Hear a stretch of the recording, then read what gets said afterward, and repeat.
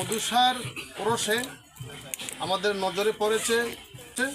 তো আমরা ঘুরতে ঘুরতে একেবারে পাহাড়ের উপরে আমরা চলে এসেছি, যেখানে মধুসা নামে সে বুজুর্গ এখানে ধ্যান রাখতেন এবং ইবাদত করতেন। আল্লাহর জিকির আজকার করে উনি পাহাড়েই ধ্যান করতেন আজ থেকে 52 বছর আগে।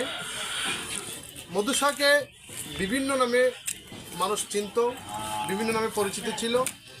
ওনার নিজস্ব স্থান আমরা নাটুর বলে খবর পেয়েছি, আমাদের বৃহস্পতি জানতে পেরেছি। আমরা এখানে যে মধুসার মিলনমেলা এবং ওরস শরীফ শুরু হয়েছে, এটি একটি আস্তানা, যেখানে মধুসা এখানে বসে যে ইবাদত করতো, জিকির করতো, ওইকে আস্তানা বলে। আমরা সেই আস্তানায় এসেছি এবং এই আস্তানায় এসে আমরা তিনটি জিনিস আমরা নজরে এসে উপরে এটি আমি আরও একটা জিনিস দেখতে পেয়েছি, যেটি দর্শক আমি দেখাবো।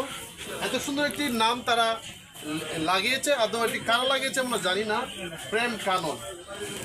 এই যে আলহাজ হযরত ফতিহ তারিফ আলী শাহ আজমিরি মধু বাবা নামে ওনার একটি প্রেম কানন ছিল, যেখানে অবশ্যই ভক্তদের প্রেমের মেলা বসত অথবা প্রেমের আদান প্রদান হতো। এই জন্য সম্ভবত এটি প্রেম কানন তারা নাম দিয়েছে। আমরা বিশিষ্ট সুফি সাধক মহান পুরুষ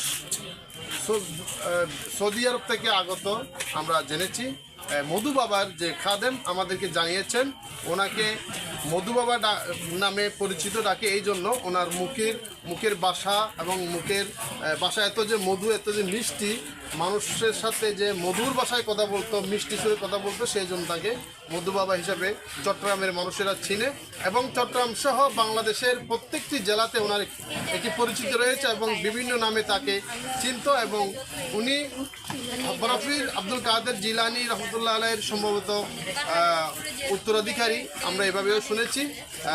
বাস্তবতা আমরা ওনার যে খাদেম রয়েছে, আমরা খাদেমদের সাথে এসে মধুসার বাবার আস্তানা, সে আস্তানা, এই আস্তানায় বসে মধু বাবা জিকির আজগারে মগ্ন থাকতেন এবং মানুষের সাথে, ভক্তদের সাথে তিনি প্রেম বিনিময় করতেন, প্রেম আদান প্রদান করতেন। অবশ্যই আজকে 52তম ওরস শরীফে মধু বাবার যে ওরসে মধু বাবার অনেক ভক্তবৃন্দ রয়েছে এবং এসেছে বহু দূর দূরান্ত থেকে, অনেক দূর পথ পাড়ি দিয়ে এই মধু বাবার আস্তানায় 52তম ওরসে অনেক ভক্তরা এখানে এসেছে আমরা দেখতে পেয়েছি। এবং অনেক মজনু, পাগল, দরবেশ, সুফি সাধকও এসেছে আমরা দেখেছি। তারা এসে ওরস শরীফে তারা নেক নজর পাওয়ার জন্য, ওনার দোয়া পাওয়ার জন্য সম্ভবত তারা এসেছে। এই সে যে আস্তানার মাঝে যে গাছটি রয়েছে, এই গাছটি আমরা শুনেছি মরা ছিল, মানে প্রাণ ছিল না। উনি এই গাছটির কোনো রস ছিল না, মরে গিয়েছিল। মধু বাবা এই গাছের কিনারায় সম্ভবত এসে জিকির করতে করতে আল্লাহ তাআলা মধু বাবার উচিলায় এই গাছটিকে জীবিত করে দিয়েছে। উনি ওই থেকেই 70 সাল বা 69 সালে আসছেন।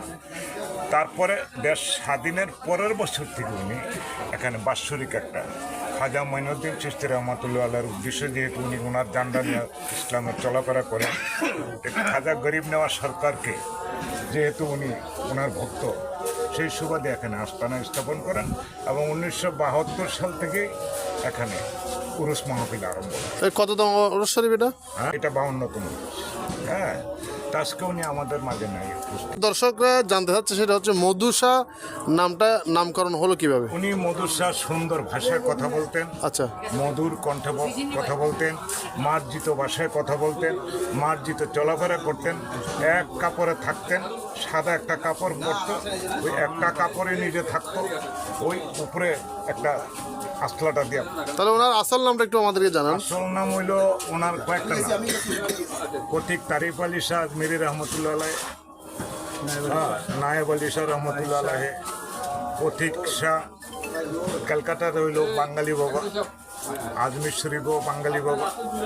হ্যাঁ, কাশ্মীরে ওনার দরবার আছে, লখনৌতে ওনার দরবার আছে, মুম্বাইতে ওনার দরবার আছে, ক্যালকাটাতে দরবার আছে। ওগুলি শেষ করার পরে উনি বাংলাদেশ। ওনাকে নটরে কি নামে পরিচিত? নাটোরে ওখানেও তারিফ শাহ বাবা, তারিফ আলী শাহ। শুধু মধুসা চট্টগ্রামের জন্য? মধুসা চিটাগাং।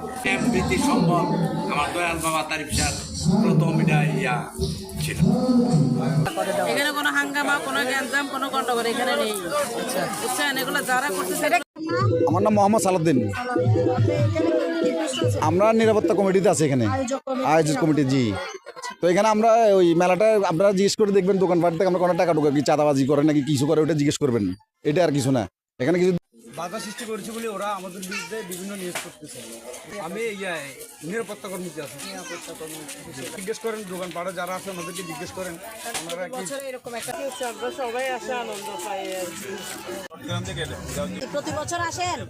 আচ্ছা, আপনারা কি এখানে বসছেন যে কাউকে টাকা পয়সা দিয়ে বসছেন?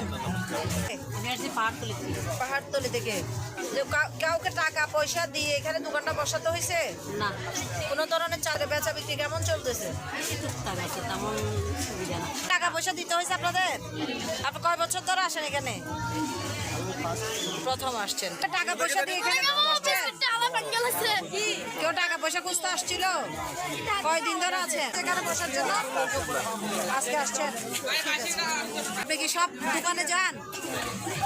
যে কোনো মেলায় আপনারা এরকম আয়োজন, কাউকে টাকা পয়সা দিতে হয়েছে এত বড় একটা স্টল বসিয়েছেন?